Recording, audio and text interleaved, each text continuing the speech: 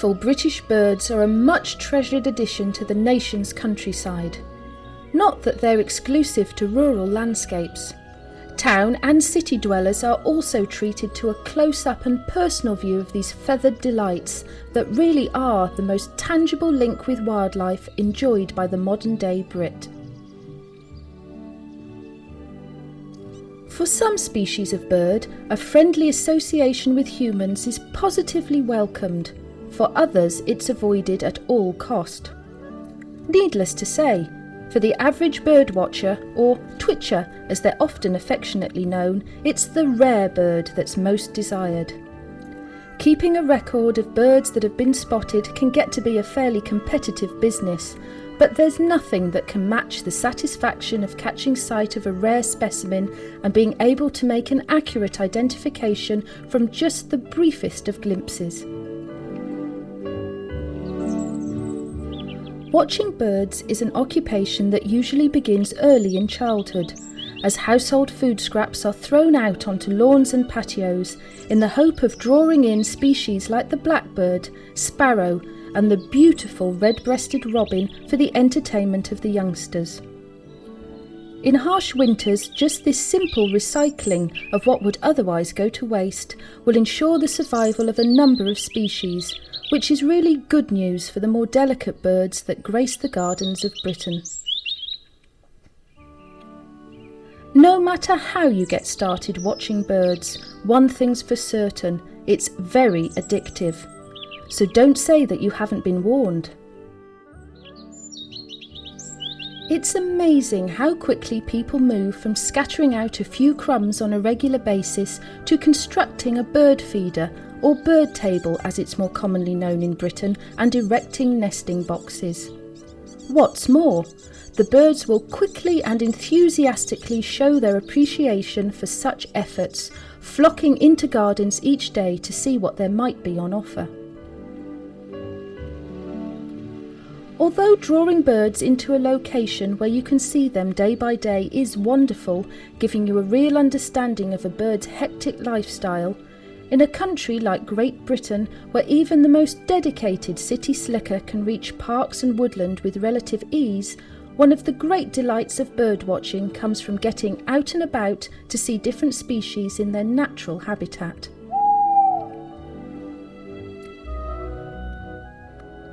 If you're prepared to pull on walking boots and wander the many fabulous footpaths of the countryside, the rewards are endless.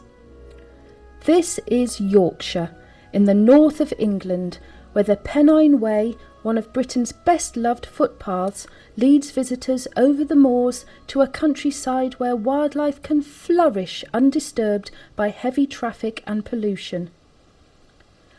You can only reach such a classic beauty spot as this on foot, and with clear air and good visibility, it's about as good as it gets. So don't forget the binoculars and the camera.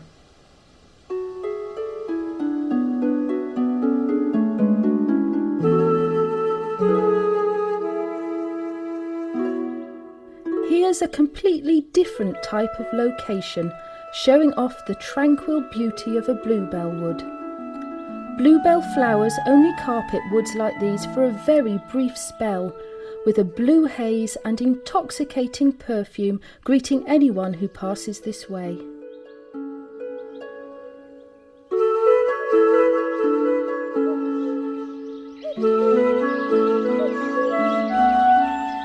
To stand and listen to the birdsong is remarkable, and as the migrant cuckoo, famous for laying its eggs in the nests of other birds, arrives in Britain just as the bluebells come into bloom, it's definitely worth listening out for the distinctive cuckoo cry, heralding for many country folk the onset of British summertime.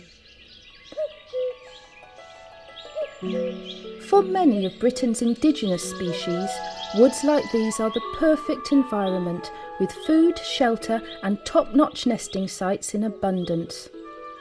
Learning to walk quietly through woodland will provide you with great birdwatching opportunities, but you must listen carefully for calls and birdsong and watch attentively for the flutter of wings.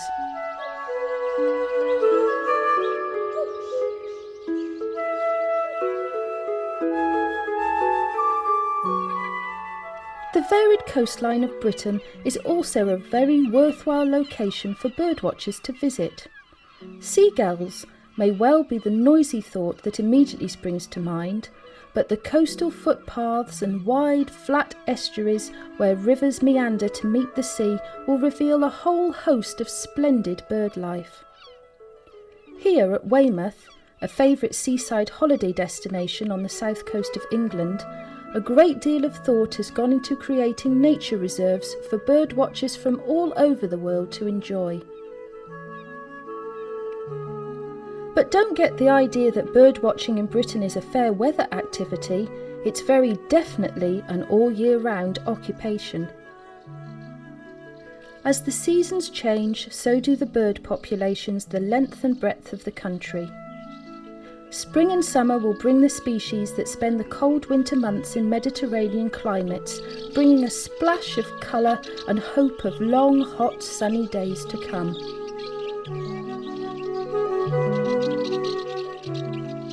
Sadly, the British summer doesn't always live up to this promise, but when it does, with birds in profusion gracing a glorious blue-skied, cloudless day, there's no better place on earth for a bird watcher to be.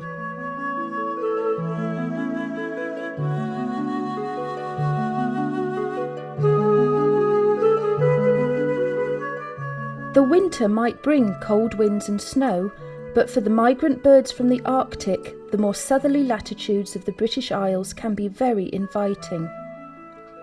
Winter visitors do tend to be geese, ducks and swans, but they're spectacular in flight and are a much appreciated reward for the well-chilled birdwatcher that's ventured out on a cold winter's day.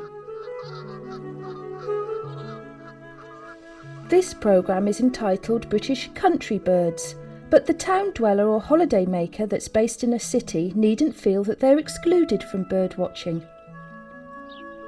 This is the elegant city of Bath in the southwest of England. Just like every urban environment, there are very built-up areas that'll be limited in the number of bird species that can actually be counted as resident. But thanks to conservation programmes by town and city planners, things are improving greatly. This is Bath's Royal Crescent, a stunning architectural achievement from the past, preserved with the greatest of care. But notice how much effort has also gone into caring for the green spaces all around, as well as neighbouring parks, not only full of flowers but also fine trees, which are a positive haven for so many bird species. Bird watching is without doubt a skill that becomes well honed with practice, and as you've just witnessed, it matters little where in Britain you find yourself. Birds are all around.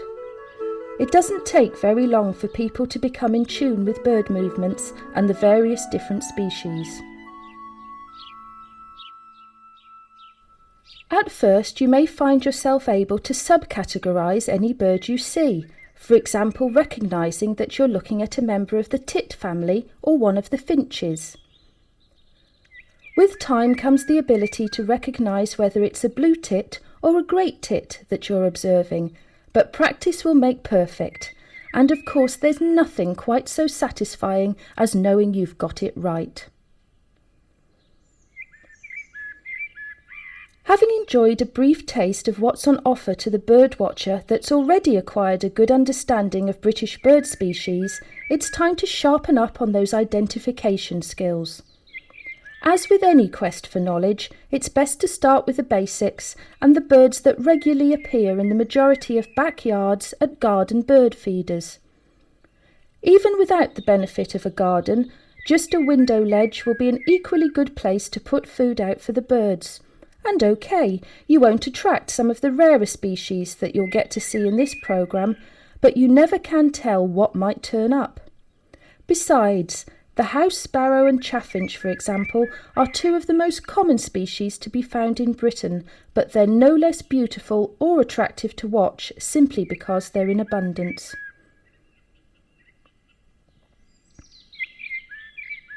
To up your chances of seeing specific species of birds, putting food out is a very successful activity.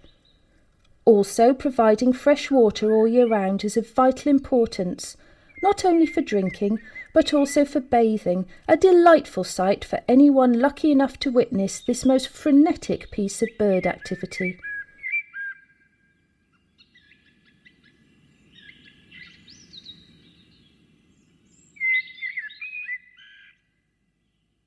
A bird feeder or bird table needs to be located with care. First and foremost, you want to be able to see what's going on without disturbing the birds that they're feeding. You also need to appreciate that birds will approach even the most sumptuous banquet of their favourite food with the greatest of caution. Plenty of bushes, tree branches, fence posts, or even a washing line strung across the garden will provide perches for the birds to sit upon as they decide whether to trust the situation. Some birds are more dominant than others, and there is a distinct pecking order, with the less assertive species having to sit and wait their turn before they attempt to take your offerings. As well as putting food out on a flat surface, hanging nuts, seeds, and the bizarre concoction of birdie treats that is a fat ball will attract species that would otherwise shy away.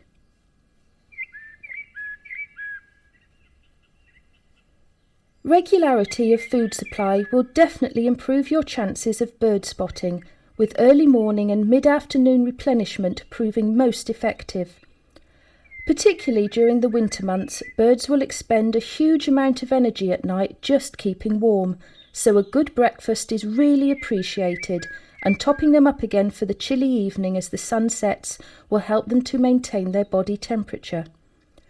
You must also understand that birds fed in this way for any length of time will come to rely upon you. Consequently, you have to be prepared to take responsibility for your actions. Once you've started, it would be unfair to stop feeding them just as the cold weather begins and bird life gets very tough. It's possible to scale down feeding in the summer months, as alternative food supplies are then plentiful. So, what do you actually feed the birds? As mentioned earlier, the most common starting point is breadcrumbs, which are perfectly acceptable, but not a particularly nutritious type of food. Wholemeal bread has much greater food value, which is of course equally as true for humans as it is for the birds. The next progression is invariably to seed mixes that can be bought from pet stores. Sunflower seeds are a great favourite, and black sunflower seeds are in a league of their own as an attractor and will make you extremely popular with your new feathered friends. Fruit and nuts, especially peanuts, will always be of great value when it comes to enticing birds into your gardens and keeping them there. Finches are notorious for disappearing off to the countryside at harvest time in search of berries and fruit, so adding a generous supplement of windfall and apples to your bird table will certainly help to keep them in view.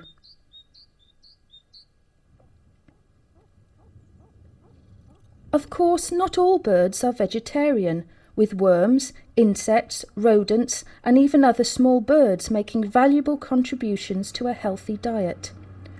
Best to take a miss on anything with fur or feathers, but it is possible to buy live food such as mealworms and crickets from specialist suppliers.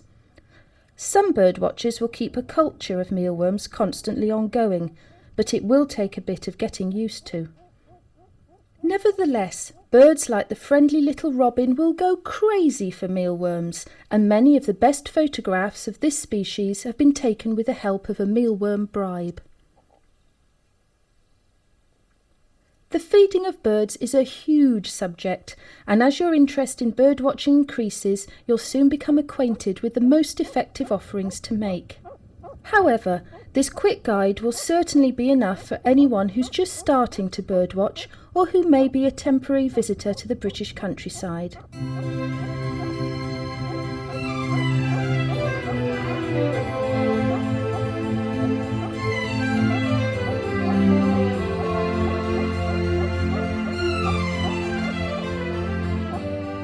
Now you know how to get the more adventurous British birds to come into your line of vision, next on the agenda is a brief guide to identification. One of the most frequently spotted birds in Britain is the blackbird, which is seen just about everywhere and is a great species to start with. There's a famous children's nursery rhyme, "Sing a song of sixpence, a pocket full of rye, 24 blackbirds baked in a pie," which dates back to a time when birds of every description were eaten, but it's only the domestic cat that will find the blackbird appetising today.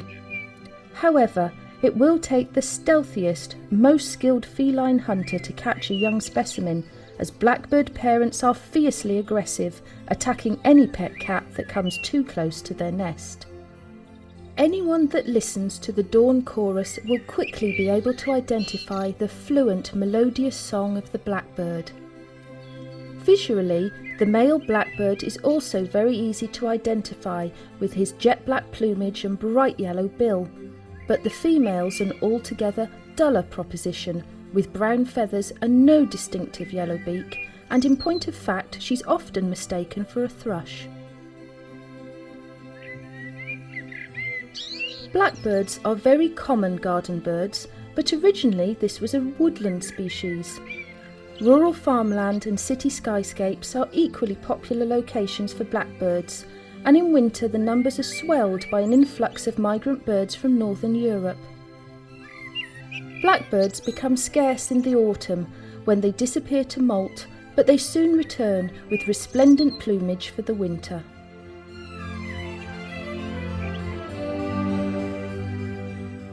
Moving on, the following species are again in some cases as common as the blackbird, but the birds featured towards the end of this section are rather shyer of human contact, and it can often take consistent, targeted feeding to persuade them to come into the garden.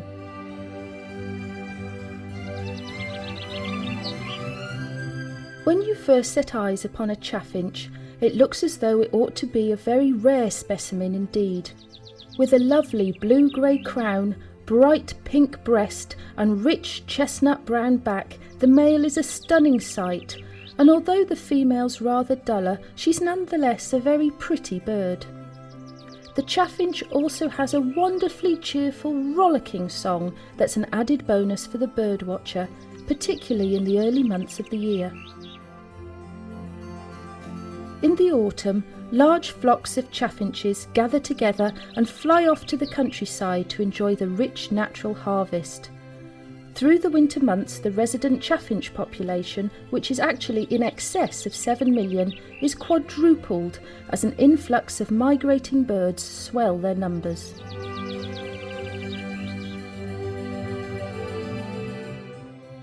When it comes to celebrating Christmas, the robin is a great British favourite, and with its pin-thin, spindly legs and warm, glowing red breast, it adorns an abundance of snowy Christmas cards, sending season's greetings far and wide.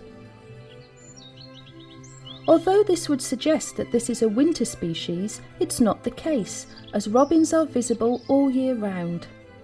Robins are also extremely receptive to human contact, and can even be tamed to feed from your hand. Robins can be encouraged to nest in gardens by the addition of an open-fronted nesting box, but it's amazing where this resourceful bird will choose to nest, as old watering cans, buckets, and even ancient gardening boots have been known to accommodate a family of robins.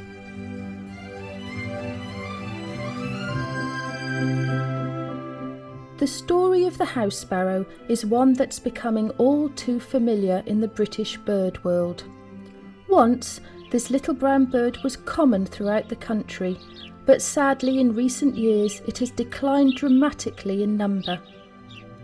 As a species that's always been happy to live in close proximity with man, the problem is most likely to have been caused by increasing levels of pollution, with the urban house sparrow population having suffered the biggest losses. Although the house sparrow has often been taken for granted, in close-up its plumage is stunning. On a more positive note, The house sparrow is a prolific breeder, and sightings of this noisy, boisterous, cheeky bird will continue to be frequent while research is ongoing. The black and white magpie is undoubtedly the bad boy of British gardens, having a fearsome reputation for destroying the songbird population. Magpies are highly skilled, specialised scavengers, and colonies of this harsh chattering species can be found thriving all over the country. As the decrease in songbird numbers is in direct proportion to the magpie's increases, there's obviously more than coincidence at work, particularly as the magpie will scavenge the eggs and the young of smaller birds. Research is still ongoing, but many gardeners will actively discourage magpies, preferring not to wait for conclusive proof. Both male and female magpies have the well-defined black and white markings, and even when they're silhouetted against the night sky, their exceptionally long tails will make them instantly recognisable.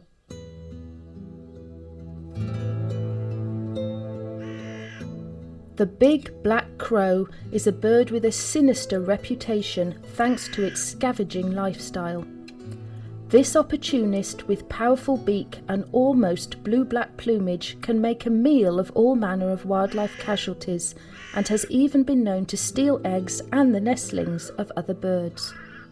In fact, the crow will adapt to almost any circumstances, finding food in the most unlikely places, and this intelligent survivor will live very successfully in both town and country environments.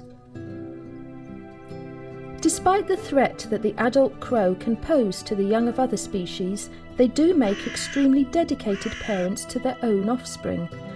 And crows also pair and remain faithful for life, building large, bulky nests high up in the treetops.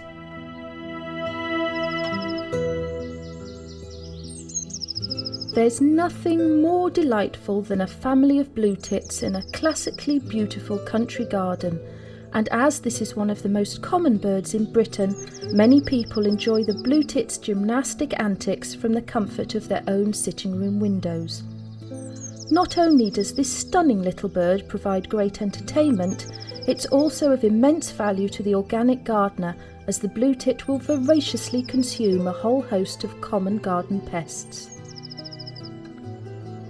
Hardly surprising then that most gardeners and birdwatchers will do their utmost to encourage blue tits to visit. A ready supply of peanuts at the bird table is sure to bring them in, and the strategic construction of nesting boxes will frequently persuade them to stay.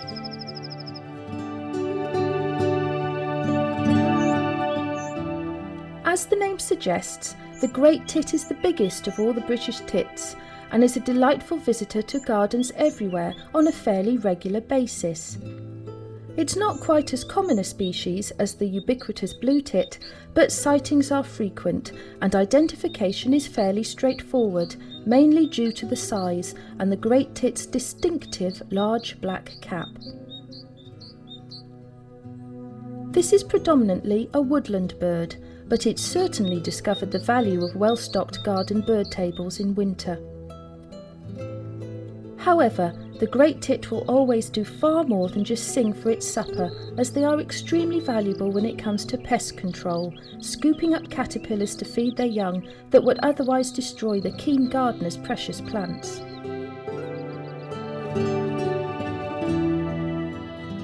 A much prized visitor to garden bird tables is the green finch, and as its name implies, the rich green plumage is this bird's most distinctive feature.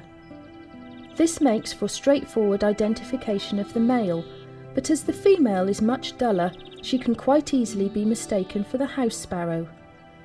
Another species, the siskin, can also cause confusion as it has similar colouring, but this bird is quite rare and it's considerably smaller than the greenfinch.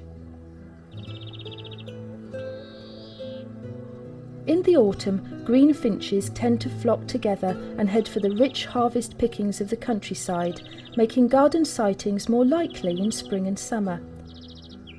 However, Keeping a bird table well stocked with peanuts and sunflower seeds will often persuade them to stay all year round.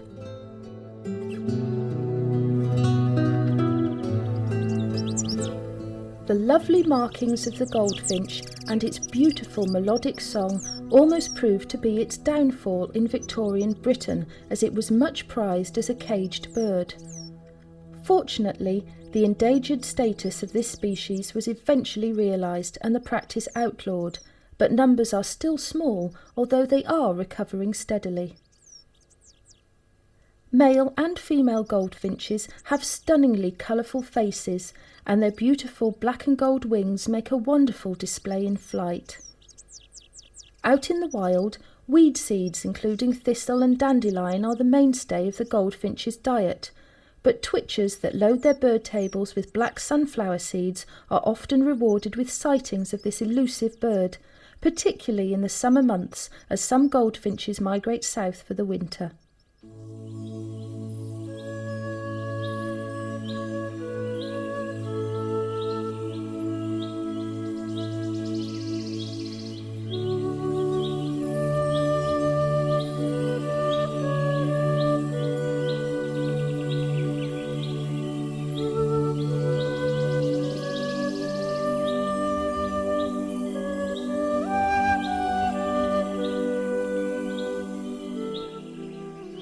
It's impossible to cover every species that's likely to crop up in the British countryside, but there are some very good pocket-sized identification books, and a copy of whichever one you choose is always well worth having to hand.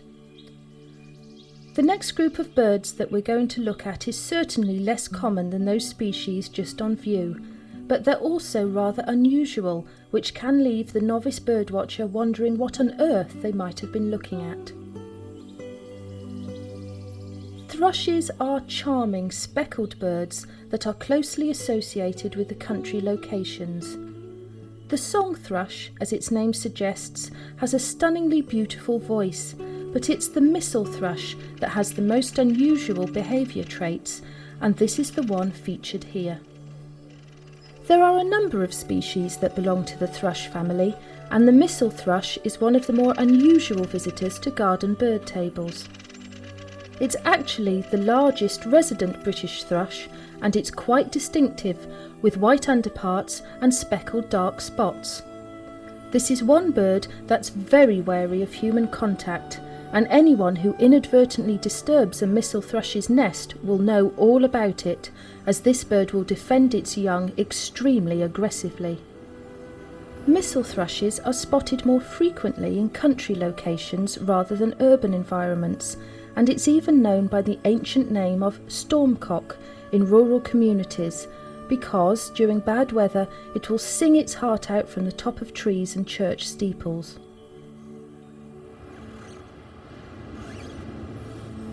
The next bird, the kestrel, is actually seen quite regularly, and unlike many species it has no fear of roads and busy traffic.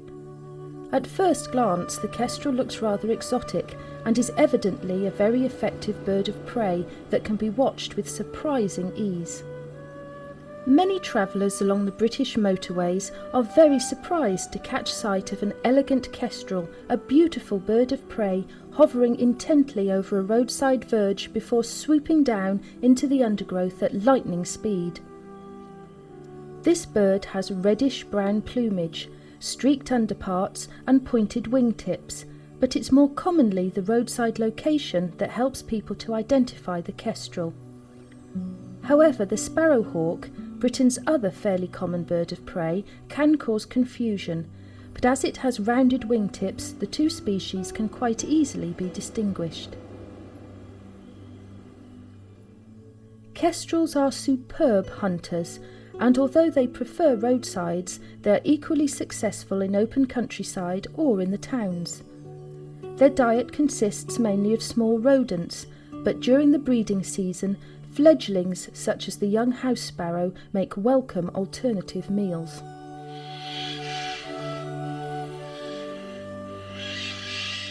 Moving on to the jay, and sightings of this bird are much less frequent but undoubtedly highly prized. Not only is this species quite rare and very shy, it's also one of the most beautiful birds to be found in Britain. It's unlikely that the average garden birdwatcher will be lucky enough to see a jay, but those that venture out into woodland, whether walking, horse riding or cycling, are in with a much better chance of spotting this elusive bird. This beautiful creature is extremely wary and will fly off at great speed at the slightest disturbance, so birdwatchers must be as quiet as possible.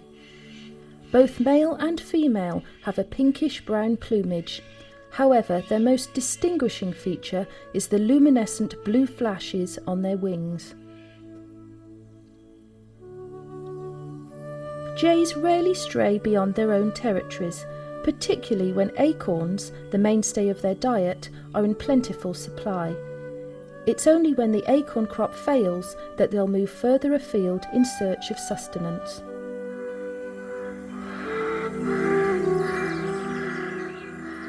The rook has been included in this section because of its very dramatic appearance and loud harsh call, which on a moonless night can send shivers down the spine of even the most weathered birdwatcher. A first view of a rook can be quite alarming, as it's a large black bird with a dramatic presence. Although this species is not dissimilar to the crow, it does have distinctive bare white skin on its face and at the base of its sinister-looking bill, with loose feathers on its thighs, giving the rather comical impression that it's wearing baggy pants. The call of the rook is also much harsher than that of the crow, sounding eerie and echoing.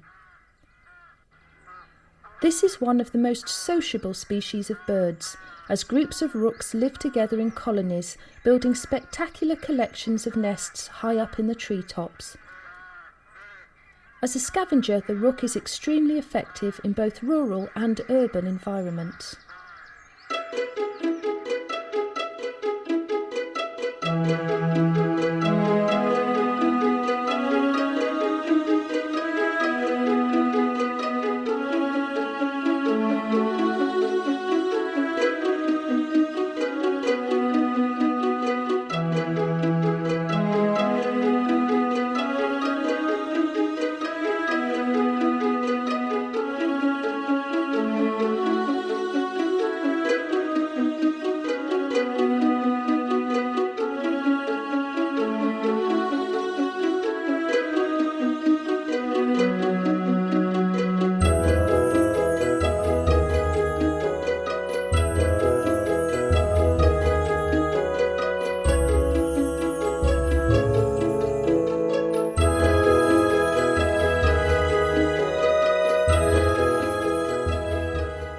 Now, here's a spectacular looking bird that will certainly surprise anyone watching at a country garden bird table. This is the greater spotted woodpecker, and although it will only appear close to woodland habitats, it's not quite as rare as you might at first think, particularly when plentiful supplies of nuts are put out and maintained. Males and females are similar to look at, both equally vibrant. However, the crimson flash at the nape of the neck is unique to the male. A juvenile greater spotted woodpecker can cause confusion as it has a red crown patch, but this will disappear as the bird matures. Relying on old trees for the insects under the bark and for nesting, the greater spotted woodpecker can often be heard loudly drumming and pecking repeatedly against a tree trunk, long before he ever comes into view.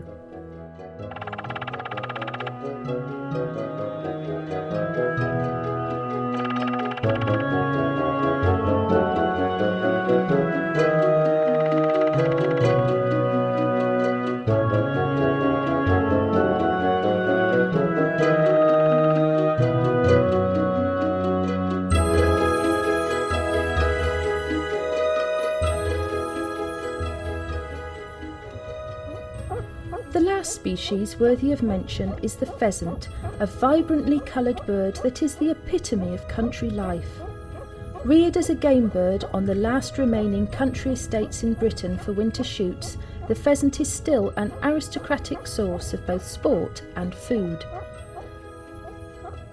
There's nothing more traditional looking in the British bird world than a male pheasant strutting his stuff in a classic country environment. With his bright colourful plumage and his elegant long tail, he will attract a harem of females. Identification of the female is more difficult as they're a duller shade of brown, but this is perfect camouflage to disguise her while she is sitting on the nest.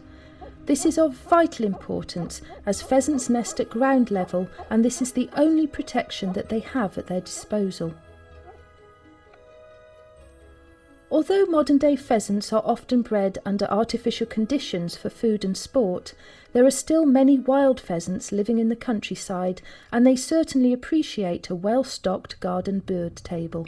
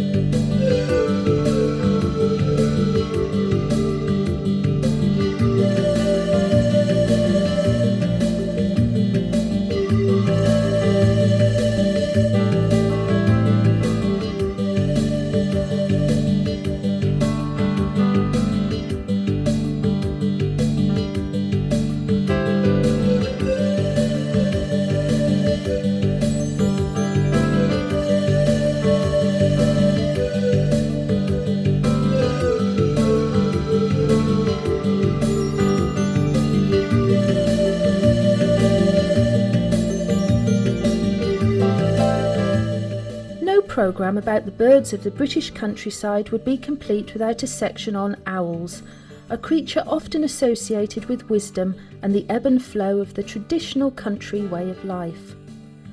It's possible that you'll get to see an owl when you're out and about, but sadly, due to the destruction of their natural habitats, numbers are in decline. Add to this the fact that these birds are in the main nocturnal, and the odds really are rather heavily stacked against you. This is a situation where the active pursuit of birdwatching across the country has actually made a positive contribution to the survival of owl species that might otherwise be under threat. Owl sanctuaries have developed and grown throughout Great Britain to cater for the injured birds that members of the general public and well-informed birdwatchers are spotting out in the countryside. Once notified of an injured owl, specially trained staff from the sanctuary are dispatched to collect it, and as you can see for yourself, the facilities here are first rate, ensuring that the bird in question will get the best possible care. Okay, that's all it's taken. Thank you. Oh, he's ever so good with his talons, isn't he? Not come anywhere near you. Right, let's just get you down, little guy. There we go. Let's just check that leg out, shall we? He's been sprayed, has he? Right? Yeah? Yeah. Super. Nothing's going to come and try and eat me then. No, that did me yesterday. You don't smell too good, little guy. Smells like, fertiliser. My main concern was the movement on the tail. Really? Yeah. Right, let's see if we can just get on to our release and just pop you onto your back. I'll have those feet so we don't get any damage. Let's have a feel down here. Oh, we are thin, aren't we? Let's get some food into this one. Is that a little bit? Is he eating okay? Yes. Yes, let's just check your back edge. Yeah, so it's got some rabbit droppings. Look in his feathers. Come around here. Oh yeah. It's rabbit droppings. Where you been? Right, well, if you can get them out when you clean them up. Okay. Right, we're going to check your tail again. So I'm not overly happy with that bit. I'm going to roll you onto your side. There are also occasions when abandoned chicks will be brought here, requiring round-the-clock feeding, which is a major commitment for everyone involved. Whenever possible, however, owls will always be returned to the wild, no matter how attached their foster carers might have become. Can you have a look down your throat? Let's have a look down your throat, see what we've got down there. Can you just immobilise those legs for me? Thank you. Right, come on. This owl sanctuary near Cambridge, on the eastern side of England, is a charitable organisation relying on donations to carry out their very valuable work. Also, visitors are able to come and see the owls that are here, some birds staying just temporarily, and others never likely to cope with release, which gives people a fantastic opportunity to see owls in close-up and learn more about these fascinating creatures. We can also take a look at 3 of the owl species that you're most likely to see or hear out birdwatching in the British countryside, safely protected in residence at the Owl Sanctuary.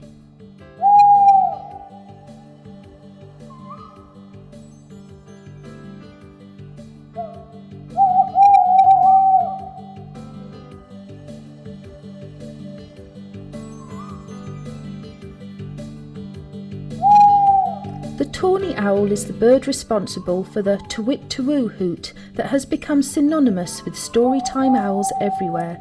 If you find yourself outdoors on a clear, frosty winter's night, this is a sound that you may well hear as the owls noisily establish their territories.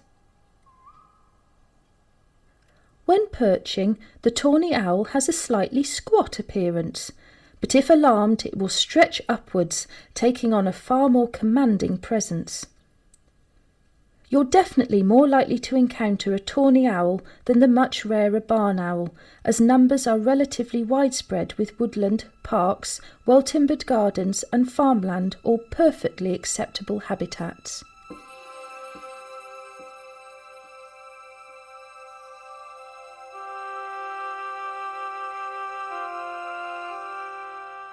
The other species of owl that can sometimes be mistaken for a tawny is the little owl, simply because the mottled brownish grey colouring is very similar. However, as the little owl's name implies, it is in fact a very diminutive creature, not much larger than a fully grown blackbird and about half the size of a tawny. There is another distinguishing feature, as the little owl will bob its head up and down when preparing to disembark from a perch. This is a species that you're more likely to see in daytime than any other owls, as it will enjoy the warm sun on a tree branch or a strategically placed beam in an old farm building. So, when passing through this kind of location, it's well worth keeping a lookout for sunbathing little owls.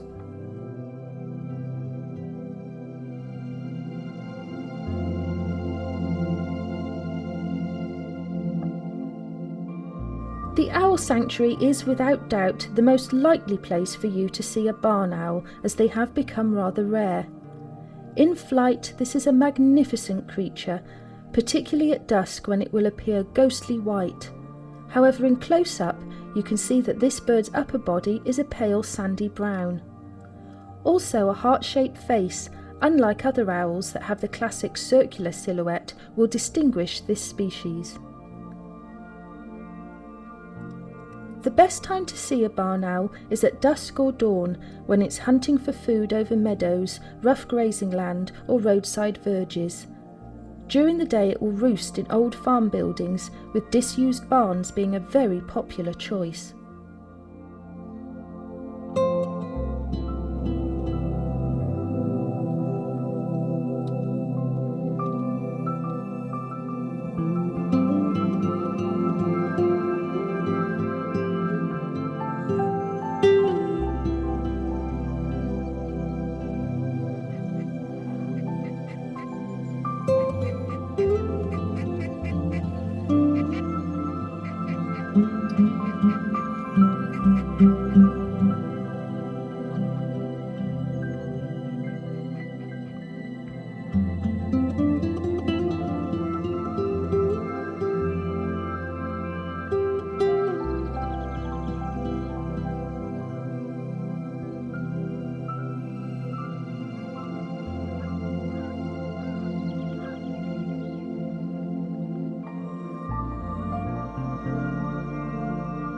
As our tour around the British countryside in search of the many bird species that occupy the various habitats draws to a close, it's time to head for the water in search of a selection of beautiful wetland birds that are an absolute delight to watch. There has always been confusion when it comes to distinguishing between a moorhen and a coot, but when you know the differences to look for, it's not a problem.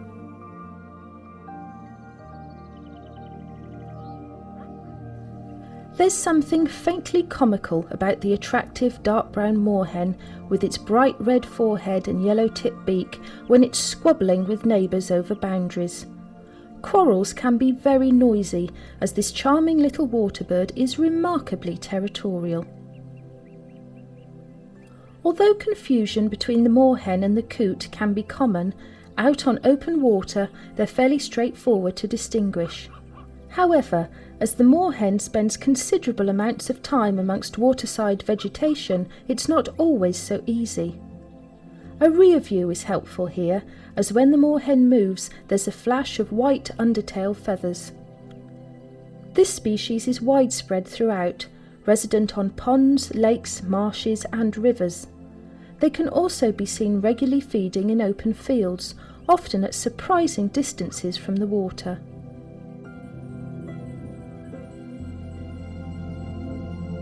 The all-black plumage of the coot makes it an easy bird to identify, with the added certainty of white forehead markings and bill. Coots are closely related to moorhens, but this species is definitely more aquatic, even possessing lobed toes for more efficient swimming. Coots are very noisy, squabbling and squawking amongst themselves, making it impossible not to notice them wherever they happen to be in residence. Water plants are the mainstay of the coot's diet, and they're superb divers, making them a joy to watch. Their habitat needs to be more specialised, as deeper water is generally required, making larger stretches of water such as gravel pits and reservoirs ideal. Nevertheless, smaller ponds and rivers do make perfectly adequate locations if there are a few deeper patches of water.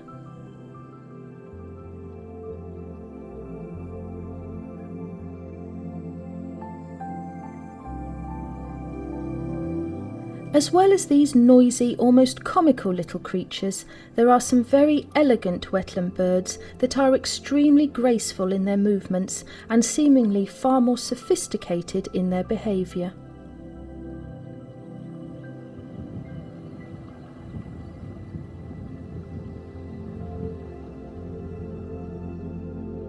The elegant dark crest and ear tufts of the great crested grebe make this a beautiful species to watch. This bird is a British resident, but the only time that identification is tough is during the winter, when a migrant species, the red-necked grebe, arrives in Britain, looking very similar when the great crested grebe loses its crest and ear tufts. In Victorian times, this species faced extinction as a result of its fine feathers, which were much sought after for decorating hats. Fortunately, steps were taken to protect this grebe, and a natural balance has been restored. Lakes, reservoirs and gravel pits are the best locations to spot this species, especially during the mating season when they put on delightful courtship displays.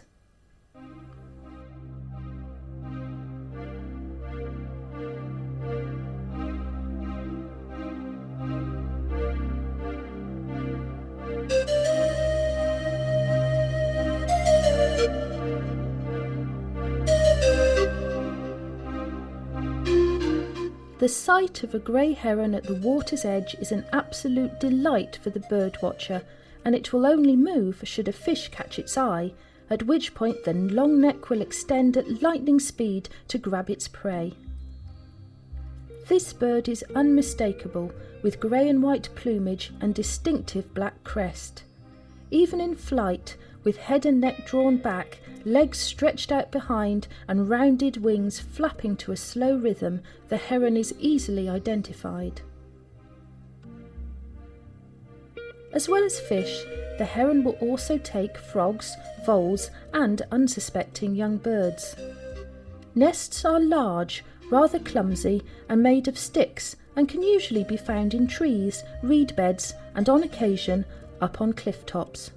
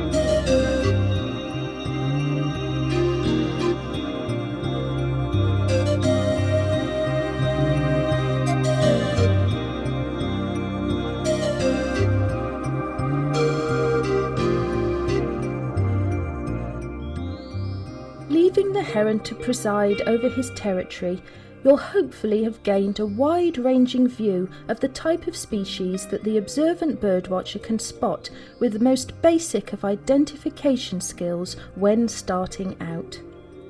It is an activity that will become an obsession, and that in itself is a very good thing. An interest in birds and a desire to know more about their habitats and lifestyles will do much to ensure the survival of every bird species that you've seen in this programme. And of course, the many more that live often unnoticed amongst the green and pleasant lands of the British countryside.